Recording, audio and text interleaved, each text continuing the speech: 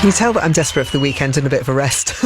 I'm so sorry. It's not even Harvey doing the news. It's Catherine doing the news. That was Willie Nelson, of course, and On the Road Again.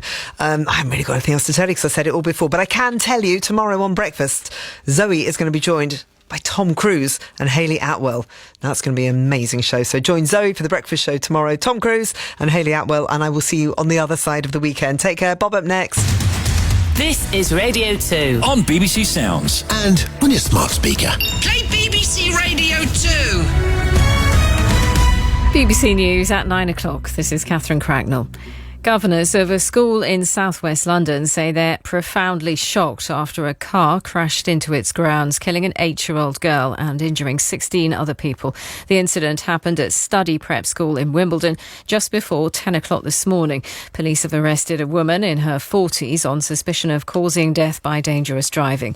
Zach Powell was at the scene moments after the crash. I was able to witness children that I put inside ambulances, I would say roughly 5 of those, and the damage that I was able to witness, it was very severe, and for quite a few of the children that I saw, it seemed like they could be very life-threatening. Baroness Lawrence, whose son Stephen was murdered in south-east London in 1993, has said it's a disgrace no police officers will face criminal charges for failures in the investigation into his death. The Crown Prosecution Service says it'll take no further action against 4 retired Metropolitan Police officers. Baroness Lawrence said she'd request a review of the decision.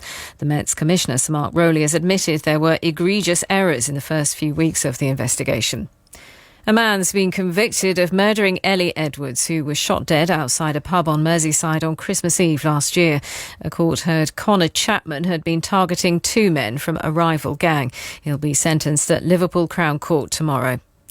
The leader of Belarus, Alexander Lukashenko, has said the head of the Wagner mercenary group, Yevgeny Prigozhin, is still in Russia despite a deal which was supposed to see him go into exile. He reached the agreement with the Kremlin after a short-lived mutiny last month. The NATO Secretary-General, Jens Stoltenberg, says the alliance has been keeping a close eye on Mr. Prigozhin's location. We monitor closely where the Wagner soldiers are moving around and also where he is moving. But we have seen some preparations for hosting large groups of Wagner soldiers in Belarus. So far we haven't seen so many of them going to Belarus. And then we have seen Mr. Prigozhin moving a bit around. I'm not going into many